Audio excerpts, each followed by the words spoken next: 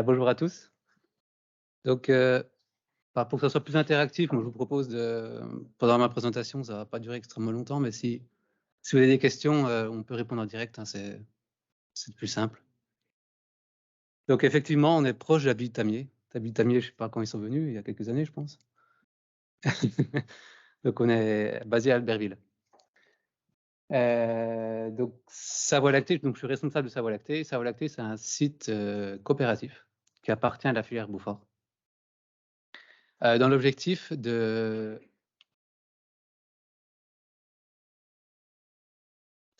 valoriser les coproduits des coopératives.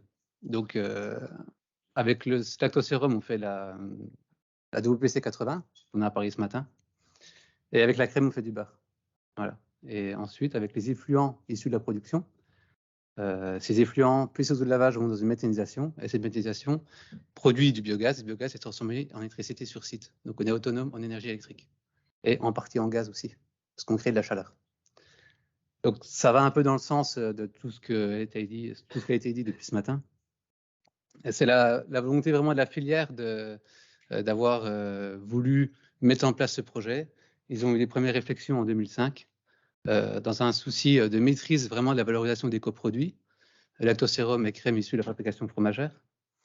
Être indépendant, que la filière soit indépendante par rapport aux grosses sociétés qui ramassent le lactosérum, parce qu'on est assez enclavé aussi au niveau du transport, mais aussi un souci environnemental. Pour vous donner un chiffre, on avait 800 000 km facturés de lactosérum qui allait des différentes COP de la zone Beaufort au site, à l'époque c'était Lactalis. On est passé à 70 000. Voilà. Donc on a divisé quand même par 10 les transports. Et on a parlé d'ACV avec Actalia tout à l'heure. Je suis en train de faire une étude d'analyse de cycle de vie sur la poudre, en comparaison par rapport à avant Savoie Lactée. Et c'est vraiment des argumentaires aussi qu'on peut mettre en avant par rapport aux clients, quoi. Donc moi, je suis arrivé personnellement fin 2015. L'usine était déjà montée et j'étais là pour démarrer, avec ses joies et ses peines, comme tout démarrage de site. Voilà. Bah bon, on y est arrivé, on y est là encore. Donc pour quelques chiffres, en fait, on va traiter environ 35 millions de litres de sérum. Donc c'est les coopératives de la filière Beaufort plus de coopératives de Savoie qui ont intégré le projet.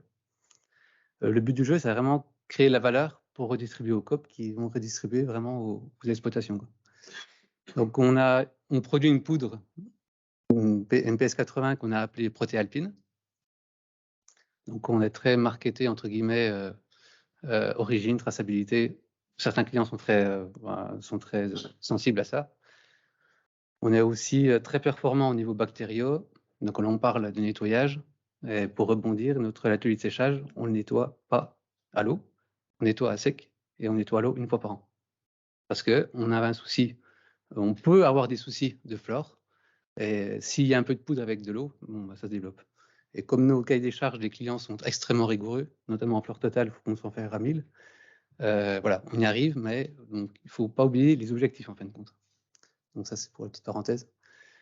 Pour la crème, on récupère une 800 ml de crème, près de 250 de matière grasse. C'est un beurre de baratte. Donc on a un peu de perte parce que c'est une crème issue du lactosérum, hein, donc on a des petits phospholipides qui vont pas forcément dans le beurre. On a un gros travail aussi d'optimisation à faire parce que pour le moment, on s'est vraiment attaché à travailler sur la poudre. Donc, ce qu'on va récupérer, on va récupérer qu'une petite partie du lactosérum, donc les protéines sériques. Et donc, on a le perméable d'ultrafiltration, le lactose, l'eau et les minéraux qui vont dans la méthanisation. Donc, j'en parlerai tout à l'heure de manière plus précise, mais la méthanisation va produire du biogaz et on va produire par cogénération. Donc, le gaz va dans un moteur. Ce moteur tourne et va faire tourner une turbine. Et cette turbine produit l'électricité. Donc, on va produire environ 3,5 gigawatts par an, ce qui représente environ 800 foyers. Et quand j'ai des visites, je leur dis que, grosse maille, hein, 1 litre de lactosérum, ça éclaire une ampoule pendant 1 heure, à peu près. Donc, la filière avait fait le choix De produire de l'électricité. Je sais que maintenant, il y a beaucoup de méthanisation où on injecte le biogaz dans le réseau. À l'époque, c'était pas encore trop développé et la location de l'appareil qui permet d'injecter le biogaz dans le réseau était extrêmement cher. Maintenant, je sais que c'est plus bas.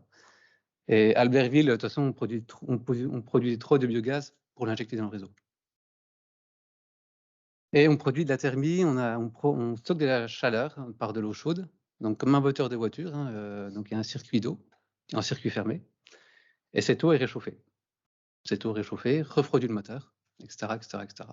Donc on stocke de l'eau à 90 degrés, qui nous sert notamment pour la pasteurisation et tous les échanges thermiques de l'usine. Donc on n'a pas de chaudière. On a juste une chaudière d'appoint, mais qui ne serait pas suffisante pour l'usine. Donc on la met vraiment en appoint en cas de maintenance du cogénérateur. On utilise juste un peu de gaz naturel pour alimenter notre chaudière, pour sécher la poudre. Donc là, c'est un schéma qui vous montre en fin de compte que la filière a voulu s'affranchir, qu'a voulu rendre indépendante sa valorisation des coproduits, mais aussi montrer qu'on a fermé la boucle, c'est-à-dire la méthanisation a double fonction, hein, c'est vraiment produire de l'énergie, mais aussi traiter les effluents, parce qu'on a un rejet dans le milieu naturel. Donc on est soumis à ICPE et on a l'agence de l'eau qui nous suit de manière de très près.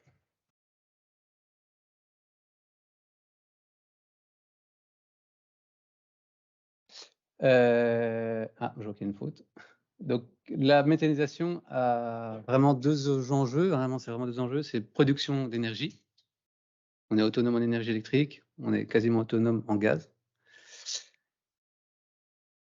Donc on est excédentaire à 117%, c'est-à-dire que oui, on est largement excédentaire en production électrique, hein. L'énergie verte que vous achetez, c'est un peu nous qui la fabriquons, hein, si vous en achetez. Et on aurait donc les traitements des effluents comme une station d'épuration classique à la sortie du méthaniseur, dans un rejet dans le milieu naturel. Donc on rejette l'eau dans l'Isère. Donc c'est la rivière qui est à côté de l'usine. Donc on traite l'ensemble des effluents du site, eau de lavage, perméa, babeur, etc. Sauf le sanitaire, usage personnel, vestiaire. Donc c'est une méthanisation qui est assez spécifique, hein, qui est monoproduit liquide, et c'est vraiment un atelier à part entière de l'usine. Et j'insiste beaucoup là-dessus parce que c'est vraiment, il y a une interconnexion entre la production et la station de méthanisation. C'est-à-dire que l'un ne peut pas fonctionner sans l'autre. Donc si la méthanisation est en rade, je ne peux plus produire. Si la production s'arrête, la méthanisation va tourner en cercle fermé et puis elle ne va plus produire du biogaz. Donc on n'a pas d'autres alternatives techniques de traitement des effluents. Donc Albertville, c'est 20 000 habitants, à peu près. Et on traite l'équivalent d'une population de 120 000 habitants en termes de DCO. Donc c'est-à-dire que si on a un problème, ce qui est arrivé, hein, au démarrage, s'il y a un demi-camion de lactosérum qui part à la station, il nous appelle rapidement, quoi. On l'a eu. Donc c'est un procédé biologique qui est assez performant, c'est-à-dire qu'on va traiter 97 à 98% de la DCO, donc on va abattre quand même pas mal de DCO. Et le traitement de finition va finir le reste, en fait, pour rentrer dans nos valeurs de rejet qui nous ont imposées par la réglementation, qui est plus laxiste quand même qu'en Bretagne. Donc voilà. Et donc on a une production de chaleur liée à la méthanisation. Donc ça, c'est vraiment intégré dans le process. Et l'usine a été pensée pour ça, quoi, avec ça. C'est-à-dire que si un atelier demande de la chaleur, ça va prendre la chaleur qu'on a stockée dans nos ballons. Donc on a 90 mètres cubes chauffés à 90 degrés. Voilà en gros, quoi. Donc on est un petit site, hein, on est par rapport à vos grands sites dans lesquels vous appartenez, on est vraiment tout petit. Ouais.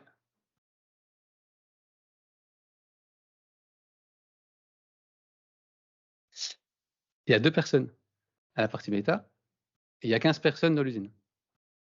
Donc 400 tonnes de poudre. On a un acteur qui est pas très gros, hein, et 230 tonnes de beurre, quoi, à peu près.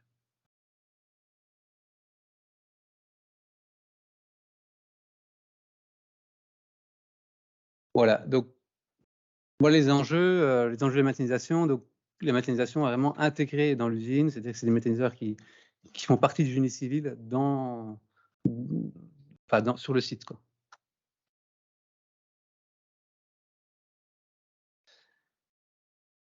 Au niveau du process de méthanisation, on a un pré-traitement avant d'incorporation dans les méthaniseurs. Ce pré-traitement est important parce que dans le méthaniseur, on ne va pas mettre n'importe quoi. Donc il faut absolument qu'on ait un sérum ou des effluents qui soient maximum dégraissés. Donc là, on va enlever les fines, on va enlever un peu le gros de la matière grasse. On a une pré-acidification dans les bassins avant le méthaniseur. Tout ça, ça se suit. Donc on le maîtrise, mais il faut le suivre, quoi. Et un point important, il faut que nos produits de nettoyage soient compatibles avec la biologie du méthaniseur, qu'on verra tout à l'heure. Donc on est très très limité en fin de compte sur les produits de nettoyage. Donc pas de DTA, pas de silicone, pas d'acide phosphorique, etc., etc. Donc c'est soude, acide. Voilà, en gros c'est ça, quoi.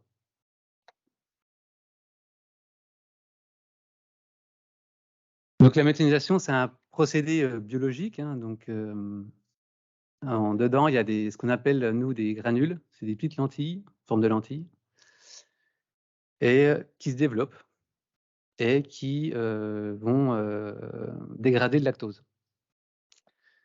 Alors ce qui est intéressant, c'est que donc il y a un marché de granules, hein, on peut en vendre, on peut en acheter. Donc ce type de méthaniseur est très présent sur les papeteries. Peu dans l'industrie laitière, mais à Tanier, il y en a. C'était les premiers à l'avoir fait. Eux, à Tanier, ils prennent le biogaz pour chauffer leur chaudière. Il y en a quelques-uns, mais c'est vraiment dans les papeteries dans lesquelles ce type de méthanisation est développé. Donc les granules, en fait, c'est des petites lentilles. Et à l'extérieur, il y a des bactéries acidogènes qui vont casser un peu le lactose. Enfin, voilà. Et ensuite, il y a les bactéries méthanogènes qui vont transformer la dégradation des bactéries acidogènes en méthane. Et on a un gaz qui est produit, et ce gaz est analysé chaque jour et qui doit répondre à un certain cahier des charges pour entrer dans le moteur. Donc, en termes de CO2, d'O2, d'H2S et surtout de CH4. Ce CH4, c'est la molécule qui va permettre la combustion du moteur. Et plus le taux de CH4 est important, meilleur le rendement, plus le rendement sera meilleur, quoi. Donc on incorpore des effluents issus qui sont pré-traités, issus d'usines, donc à la base du méthaniseur. Donc le temps de séjour environ 5 à 7 jours, c'est assez rapide. Ça peut aller très bien, comme ça peut descendre très vite. C'est assez rapide, quoi. Il n'y a pas vraiment d'inertie.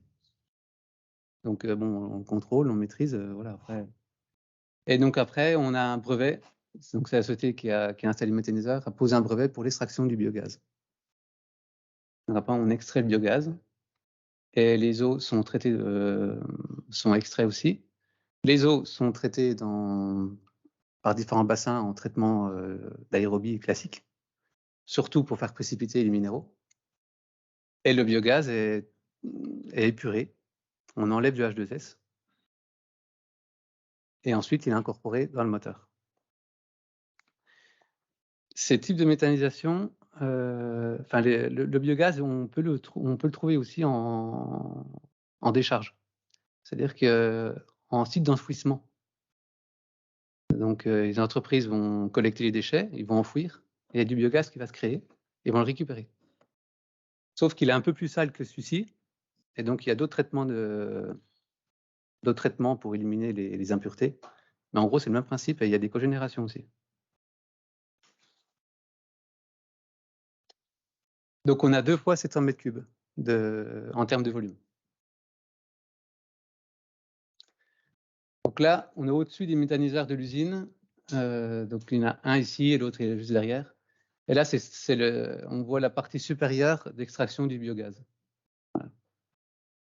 Donc, il est analysé, et en fonction de l'analyse, il va être aussi séché, il va être filtré avant d'entrer dans la cogénération.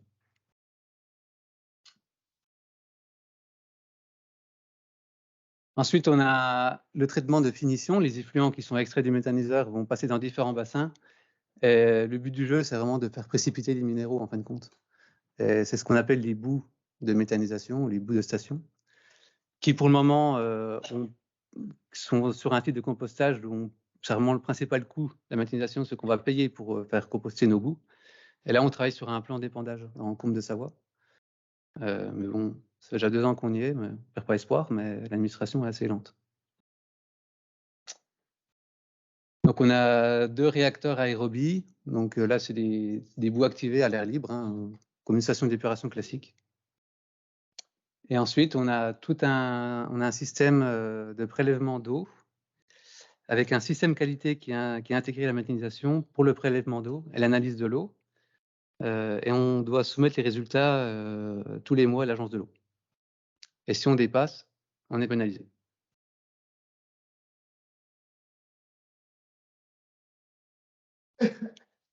Alors au niveau du biogaz, donc le biogaz, il va passer dans un gazomètre. C'est un peu le symbole de méthanisation, c'est le gros ballon que vous voyez, c'est un peu le symbole. Sauf que c'est juste un stock tampon. Donc là-dedans, nous, il y a 3/4 d'heure d'autonomie de biogaz. Il va être séché, parce qu'il faut qu'il y ait une humidité assez faible.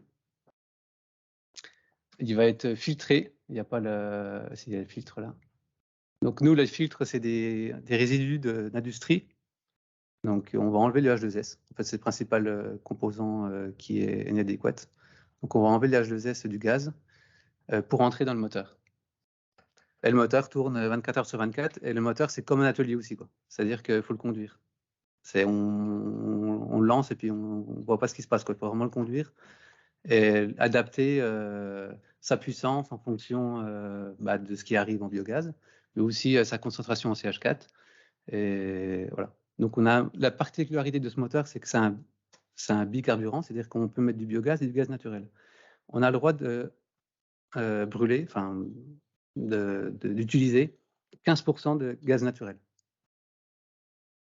Et il y a beaucoup de cogénérations qui fonctionnent qu'au gaz naturel, qui fonctionnaient. Parce que maintenant, je ne sais pas trop. Mais il y a des cogénérations qui fonctionnent qu'au gaz naturel. Le gaz n'était pas cher, on produit de l'électricité, c'était rentable. Là, maintenant, je pense que c'est moins rentable. Et ensuite, on produit l'électricité qu'on revend au seul client possible en France à l'obligation d'achat d'EDF, avec un prix subventionné. Donc, on vend l'électricité et on rachète l'électricité comme vous sur le marché. Donc, contrôle du biogaz est importante. Et on a un plan de maintenance de la cogénération qui est assez pointu. Tant d'heures, on doit changer certaines pièces, après, sur un volume d'horaire plus important, il y a des pièces plus importantes, etc. Le moteur, il va durer environ 10 ans. Après, au bout de 10 ans, il faut changer tout le bloc moteur, quoi. Donc là, on le reconditionne, quoi, en fait.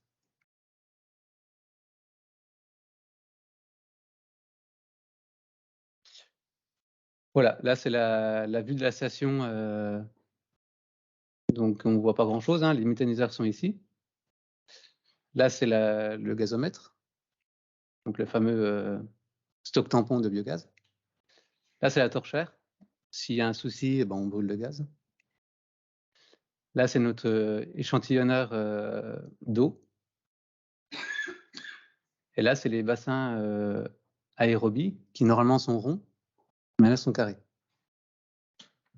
Voilà.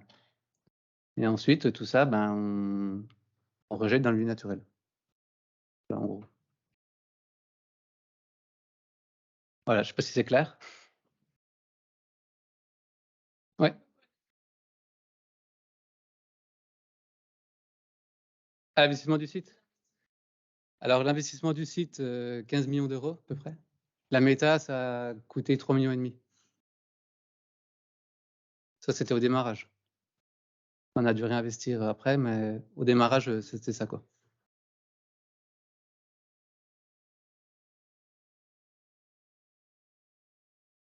sortir 100, on va dire 100 unités d'énergie, vous en consommez combien? C'est-à-dire? C'est-à-dire si vous sortez l'équivalent de 8 kW, je donne des chiffres, ça nécessite que vous en utilisiez combien pour faire tourner l'installation pour produire ça? Quel est le pourcentage? Ah ouais, je ne sais pas exactement parce que c'est difficile parce qu'en fin de compte, on va utiliser aussi une part d'énergie pour la production des produits finaux. Donc le ratio est un peu difficile. Mais oui, ce serait intéressant à calculer. Ouais. En fin de compte, ce qu'il faut comprendre, c'est que cette voie lactée ne peut pas exister sans cette partie-là.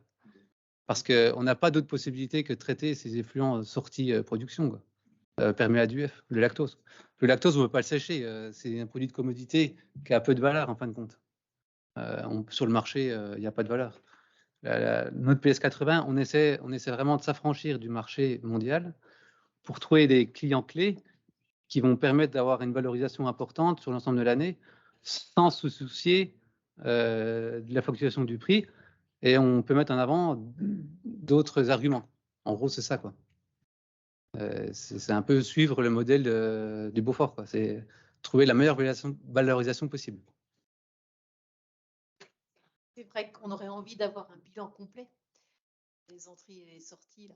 Vraiment, on aurait vraiment envie d'avoir un bilan complet. Ouais. Bah, je peux vous l'envoyer, hein. Je peux le faire. Hein. Super. Il risque de s'améliorer dans les jours à venir. Le principal objectif, c'est de traiter en fait les eaux sorties, mais comme on l'a dit, la réglementation ne nous le permet pas. C'est avec un système de filtration et de pollucheur d'eau à la sortie de la méta que ça nous revienne en tête d'usine. Au moins qu'on fasse un recyclage, enfin qu'on remette 50% d'eau recyclée avec 50% d'eau neuve. Parce qu'on a des systèmes de filtration, on sait très bien que les systèmes de filtration seraient très gourmands en eau. L'UF, c'est une diafiltration, la diafiltration, c'est de l'eau. Hein, donc là-dessus, c'est un peu le point noir. En fait. Oui, mais avec la méthanisation, on ne résout pas le problème non plus du changement climatique et de relargage de CO2 dans l'atmosphère, parce que le CH4, en combustion, c'est du CO2 et du H2O. Donc, de toute façon, vous avez des chaudières au gaz et vous rejetez du CO2 dans l'atmosphère en pagaille. Alors, oui et non. C'est-à-dire qu'il faut comprendre plus dans la globalité. C'est-à-dire qu'avant sa voie lactée, on était beaucoup plus impactant sur l'ensemble de l'environnement. Là, l'analyse de cycle de vie de la poudre que je suis en train de mener avec un cabinet d'études, c'est pas, on se focalise sur le carbone, mais il n'y a pas que le carbone. Il y a 16 impacts environnementaux qui sont répertoriés. Donc, il y a pas mal de choses, quoi. Et après, notre moteur, c'est un moteur qu'on a choisi au démarrage, qui est un peu plus cher, mais qui est faible émission de NOx, enfin les émissions de combustion. Donc, il est plus bas que la norme. Mais effectivement, il y a un rejet quand même, oui. Mais on produit l'électricité. Et on est excédentaire en électricité. Oui, mais on est d'accord qu'elle n'est pas verte. On ne peut pas la considérer verte. Hein. Ce n'est pas de l'éolien ou ce n'est pas du solaire. Hein. Ça émet du CO2. Ça peut être, oui. Du nucléaire, oui. Pas du vert. Oui, ok. Non, je suis d'accord, ce n'est pas du gaz fossile. Mais c'est pas du fossile. Mais le problème du fossile, c'est pas que ça soit fossile. Le problème, c'est que c'est le CO2 dans l'atmosphère. En fait, ce qu'il faut comprendre, c'est qu'est-ce qu'on fait du lactose. Qu'est-ce qu'on fait du lactose? Le lactose, soit on le sèche, et puis ça émet aussi du CO2, soit on en profite pour faire l'électricité. Voilà.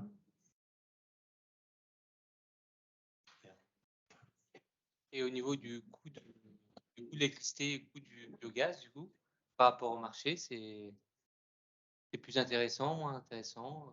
Le coût du gaz qui est produit, du méthane qui est produit. Le gaz coûte plus. Ah bah c'est plus intéressant. Après, la production électrique, c'est un prix qui est subventionné. Donc, il est un peu surévalué par rapport à ce que ça coûte vraiment, quoi. L'électricité, oui, mais pour le gaz en lui-même. Bah, le biogaz, on le produit à travers un déchet. Donc, il y a des coûts de production.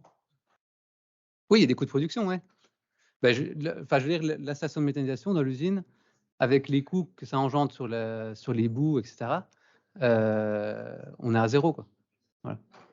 Enfin, ce qui va faire la valorisation de l'usine, c'est la fabrication de poudre. C'est pas forcément gagner de l'argent, c'est de pouvoir éliminer nos déchets.